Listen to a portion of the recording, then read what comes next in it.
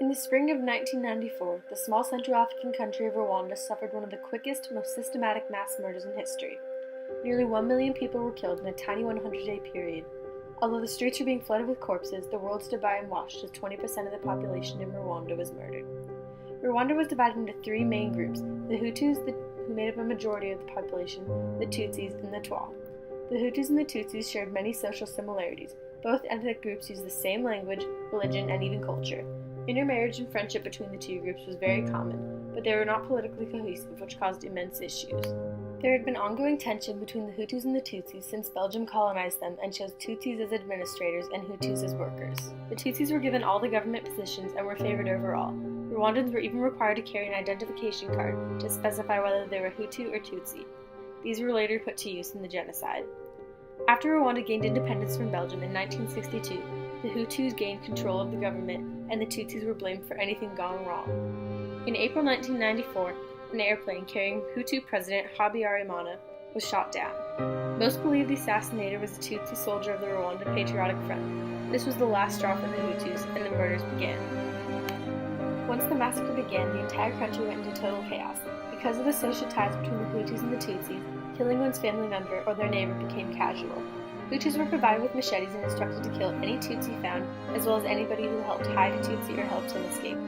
Intermarriage between the groups made for plenty of children of mixed ethnicity. They were to be executed as well, despite their partial Hutu ethnicity. Thousands of women were raped and many people were killed, but thousands escaped as refugees across the border as well. They fled to various neighboring countries throughout the course of the genocide, but one young lady named Immaculate chose not to run and to hide. And I went to him, I was shaking. I told him my father asked me to come here because things are getting really bad in our village. And he took me and said, come. He put Immaculée and 6 other women in a tiny, rarely used bathroom in a remote corner of the house, hidden not only from intruders, but from the minister's large family. They showed us how they did it.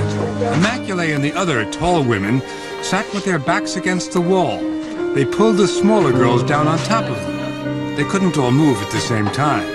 So when he took us in the bathroom, I was like, oh my God, I will be saved here. This bathroom is so hidden that we're going to be saved. You thought this is my salvation? Really, You didn't think, how are we all going to fit in there? No, that was another question. I was trying to fit in any hole I can, just to hide. They took turns standing and stretching.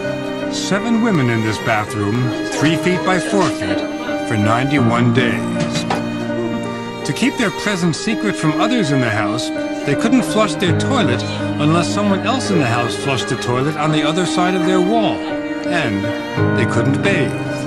So for 3 months you couldn't wash at all? At all, we didn't have any next clothes or any toothbrush. The brush was there, nothing. We couldn't. The genocide ended when the Rwandan Patriotic Front defeated the military and government responsible for the killing.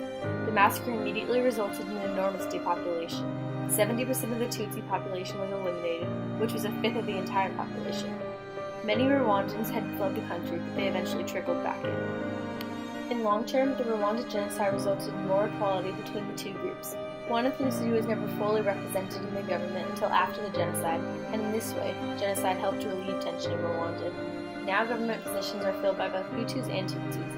Over 50 of the top organizers of the genocide have been tried in the International Criminal Tribunal for Rwanda, as well as thousands of lower-ranked individuals accused for crimes of genocide. Rwanda faced more social difficulties after the genocide. For years following the genocide, sporadic attacks on Hutus or Tutsis from one to the other occurred. Because the genocide often entailed neighbors killing neighbors and friends killing friends, people did not trust each other afterwards. They were not as kind and as friendly as they once were to each other. Intermarriage and friendships became much less common.